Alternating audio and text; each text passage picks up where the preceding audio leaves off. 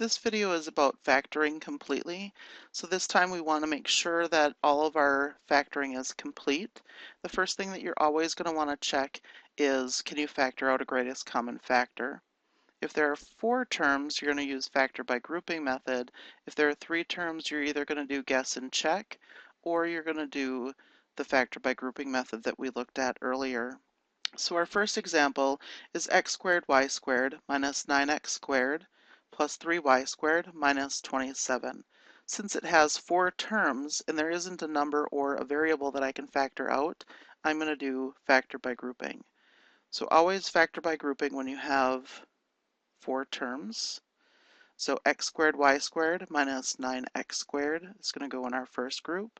Always put a plus sign in between your 2 groups, and then 3y squared minus 27 in your second group.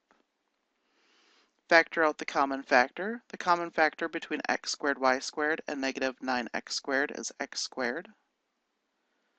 And what we'll have left in our parentheses then is y squared minus 9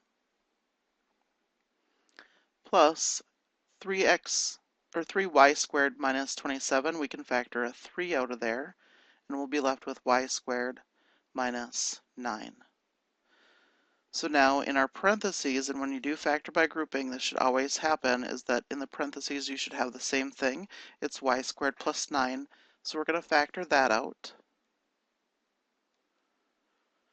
When we factor it out of this first part here, we're going to be left with x squared. And when we factor it out of the second part, we're going to be left with plus 3. Notice now y squared minus 9 is the difference of 2 perfect squares, so it will factor again. And remember, when we factor the difference of 2 perfect squares, we take the square root of the first thing, and the square root of y squared is y, and then plus the square root of the second thing, and the square root of 9 is 3, so we have y plus 3. And then the second factor is exactly the same, except for the sign in the middle, so that's going to be y minus 3. And then don't forget we have the x squared plus 3 on the end there.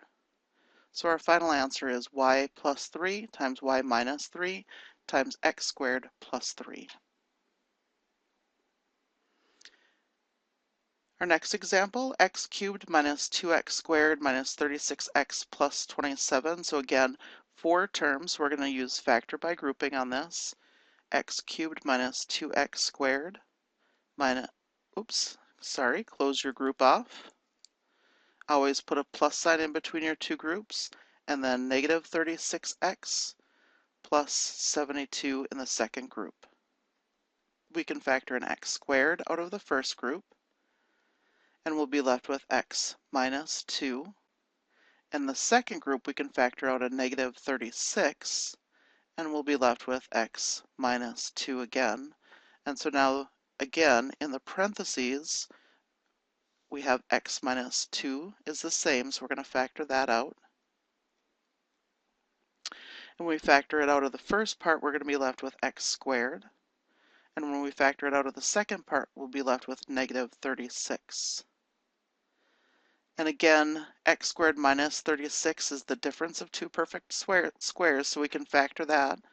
So that's x minus 2 times the quantity, take the square root of x, that's x, and then plus the square root of 36 is 6, and then the other factor is x minus 6.